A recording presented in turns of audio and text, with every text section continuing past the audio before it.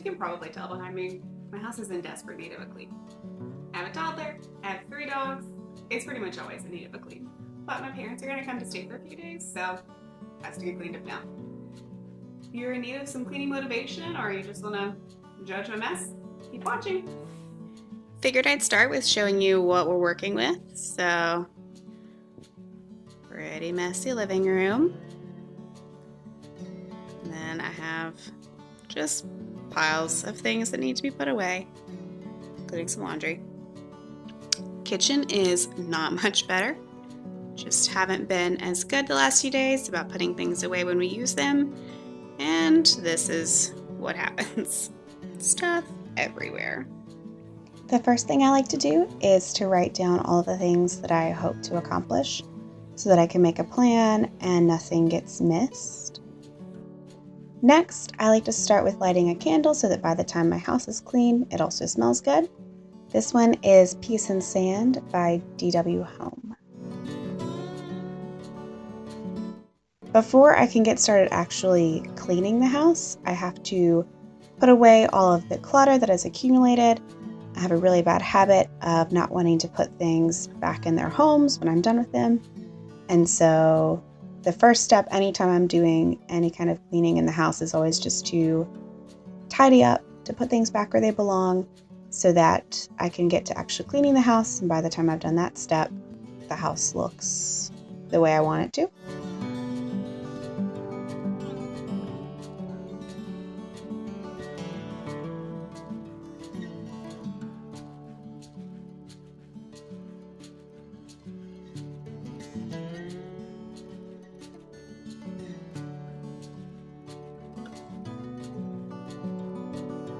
The kitchen table always seems to collect the most random items. We spend a lot of time in the kitchen.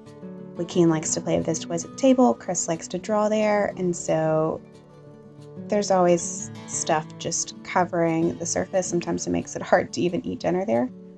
So this is always one of the more rewarding parts of tidying up because once I've put everything away, it makes a pretty big difference.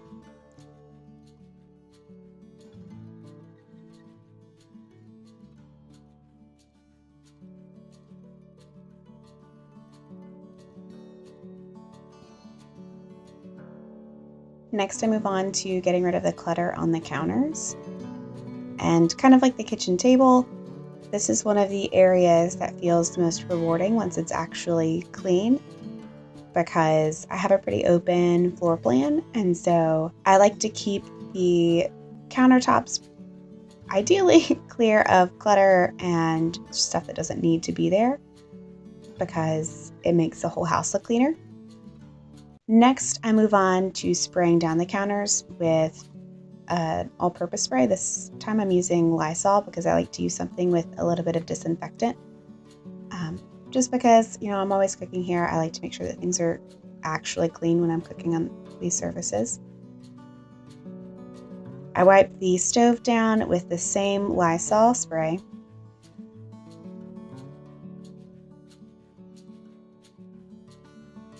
After I've wiped down the stove, I like to use an abrasive cleaner.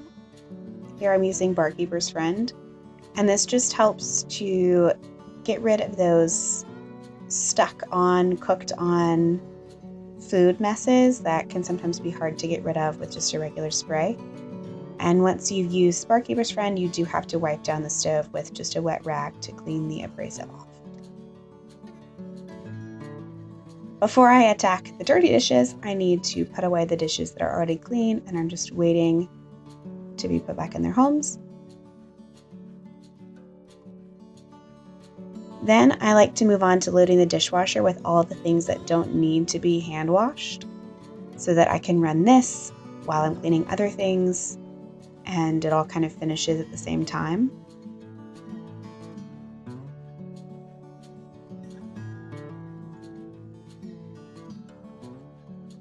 Then comes my absolute least favorite of all of the household chores, washing dishes. I don't know why I hate it so much, but it is definitely my least favorite thing to do. It does feel pretty rewarding once it's finally done though. Then I move on to spraying down the table with just a multi-surface spray. And I used to watch all of these vloggers and YouTube moms and wonder why they were always wiping down chairs and tables. And I get it now. There's fingerprints on everything. Then I move into the living room, and here I'm just wiping down the table with that same multi-surface spray, getting rid of any dust, dog hair that's collected, and then I just reset the stuff that sits in the middle. Now comes the battle with the dog hair. I like to start with vacuuming off the actual couch. The dogs are allowed on the couch, so there's always dog hair on the couch. And if any of the dog hair gets knocked onto the floor while I'm vacuuming, I can get it in the next step. Chaka, not the most cooperative with this part.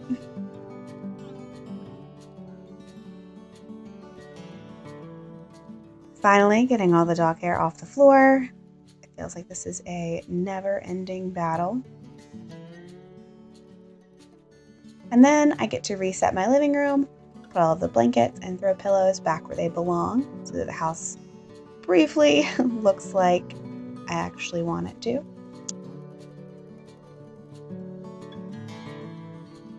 And then I get to enjoy the finished product. The house is tidy, everything is clean.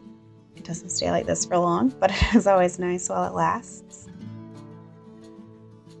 If you want to see how I made this flower arrangement, check back at my next video. I actually go to Trader Joe's, pick up some flowers, and make 2 arrangements. And I forgot to get a clip of the kitchen, but I promise it's clean. Thank you guys for watching. Please subscribe.